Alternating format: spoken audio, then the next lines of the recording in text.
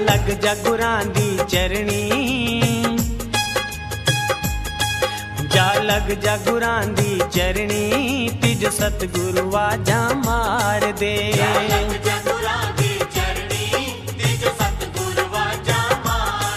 सतगुरां ने बां तेरी फड़नी, ओ भव सागर तो तार दे।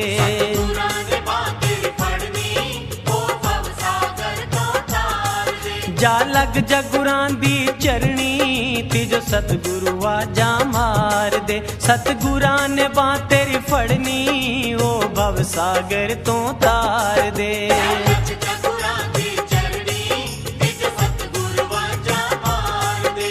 श्रीमद् देवी भागवतांग श्री शक्ति मद अहम से परे होकर हम सभी बच्चों को श्रद्धा से, प्रेम से, भाव से अपने इष्ट की, अपने सद्गुरु साईं की भक्ति करनी चाहिए।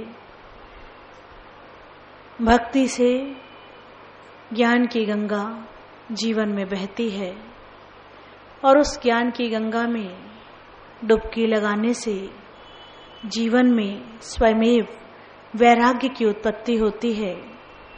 वैराग्य की उत्पत्ति से जीवन में त्याग की भावना जागृत होती है। जब जीवन में त्याग की भावना जागृत होती है तो परमात्मा के समीप आप आने के योग्य बन जाते हैं, सुपात्र बन जाते हैं और परमात्मा अंगीकार करते हैं। श्री शक्ति मद अहम से परे होकर हम बच्चों को अपने साईं की भक्ति करनी चाहिए। भक्ति से जीवन में ज्ञान उतरता है, ज्ञान से वैराग्य उतरता है, वैराग्य से जीवन में त्याग आता है और इससे हम ईश्वर के करीब पहुंचते हैं।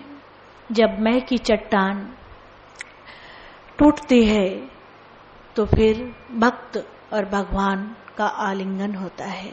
बोलो सच्चे दरबार के, माँ के प्यार के, जयकारा शेरा वाले दा।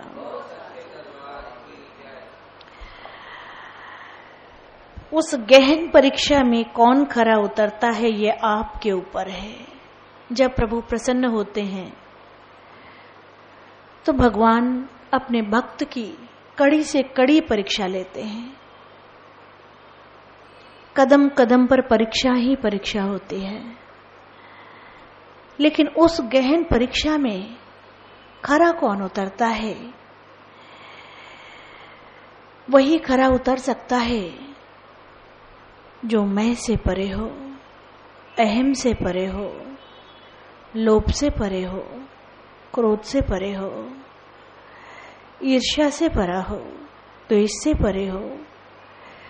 वही खरा उतर सकता है। जो करोगे सो ही पाओगे, यानी जैसा बीज बोगे वैसी ही खेती काटने को मिलेगी और इससे भगवान का कोई लेना देना नहीं है। जो तुमने बीज बोया है वैसी ही उत्पत्ति होगी। तुम अगर बबूल बो देते हो और फिर सिमरन करते हो बैठ के, बबूल तुमने बो दिया और फिर तुम 24 घंटे सिमरन करते हो, श्वास श्वास सिमर रहे हो और आप कह रहे हो जो मैंने बबूल बोया है वो फूल हो जाए। सोचो, क्या वो फूल हो जाएगा? थोड़ा सा ध्यान से सोचो। जो बबूल बो चुके हैं और सिमरन कर रहे हैं 2 घंटे, 4 घंटे, 5 घंटे, 6 घंटे, 8 घंटे नहीं, 24 घंटे चल रहा है। और क्या चल रहा है? जो मैंने बबूल बोया है इसे फूल में तब्दील कर दो। हो जाएगा? प्रैक्टिकल बताओ, हो जाएगा? होगा? नहीं होगा, कभी नहीं होगा। जो बबूल बोया है उसकी खेती तो काटने हैं। जो तुम सिमरन कर रहे हो उसका जो फल है वो भी तुम्हें मिलेगा। सिमरन का जो फल है वो तुम्हें मिलेगा, लेकिन यदि तुम्हारा सिमरन इसलिए है कि बबूल को फूल कर दो, तो वो फूल नहीं होगा। हाँ, ये है कि जो बबूल बो चुके हो और चाहते हो कि उसकी चुभन कम हो, उससे कष्ट कम मिले, प्रभु जो हो गया सो हो गया। जैसे कृष्ण कहते हैं, पापी से पापी महापापी भी यदि पाप ताप तज के मेरी शरण आ जाता है, तो मैं उसके पाप ताप क्षम्य करके अंगीकार कर लेता हूं और उसको बख्श देता हूं। कुछ भी हो गया हो, कुछ भी, और यदि वास्तव में आप प्रभु की शरण आना चाहते हो और फिर भूल से भी कोई ऐसा काम नहीं करना चाहते जिससे आप अपनी नजरों में गिर जाओ, तो भगवान अंगीकार करने को तैयार है, तो भी तैयार है। भगवान बहुत दीन दयाल है, भगवान बहुत प्यारे हैं। वो आपको हर हाल में अंगीकार करने को तैयार है। एक छोटा सा बच्चा है, कीचड़ में गिर जाता है, कीचड़ से लथपथ है, दौड़ के आता है, मम्मा मम्मा करके गले लग जाता है। माँ ने हजारों की लाखों की साड़ी पहन रखी है, लेकिन उसकी ममता के आगे उसे नहीं दिखता कि बच्चे के शरीर में कीचड़ लगा है। क्यों? ये माँ की ममता है, ये माँ की ममता है।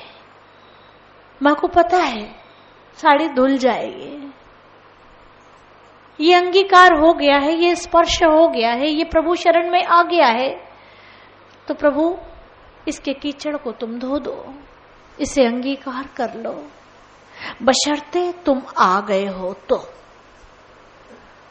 शरीर से आना नहीं होता। आना कैसे होता है? शरीर से आ जाना सिर्फ आ जाना नहीं होता। जब तक तुम्हारा ध्यान, जब तक तुम्हारी लौ पूरी तरह से उससे जुड़ ना जाए। भजन एक सुगम रास्ता है उससे प्रीत करने का, उससे लौ लगाने का। इजिएस्ट रास्ता है कि जब आप गाते हो और तन्मय होकर गाते हो, भाव विभोर होकर गाते हो, इस तरह गाते हो कि आप अपनी होश को खो देते हो, तो वो अंगीकार कर लेता है। क्यों? क्योंकि वो जुदा कहाँ है, खुद ही में ही खुदा है। वो तो अंगीकार हर पल करने को तैयार है। दूरी विचारों से है, आपके विचार उससे मेल नहीं मिलने देते। वो हर समय तैयार है गले लगाने को, लेकिन आप अपने विचारों के द्वारा उससे दूरी बना लेते हो। जब तक ये विचारों की ऊहापोह रहेगी, जब तक ये विचार चलते रहेंगे, तब तक आपकी उससे दूरी है। और जब आप बिल्कुल शांत हो जाते हो, तो आपका मिलन हो जाता है, आप जुड़ जाते हो। उससे मिलन का रास्ता, प्रथम सीढ़ी ही निर्विचारिता की है।